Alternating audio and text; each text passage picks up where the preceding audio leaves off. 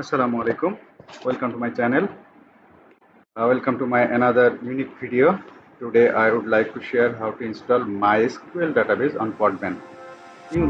Before I have shared how to install MySQL database on Docker. This is on Podman in Linux environment.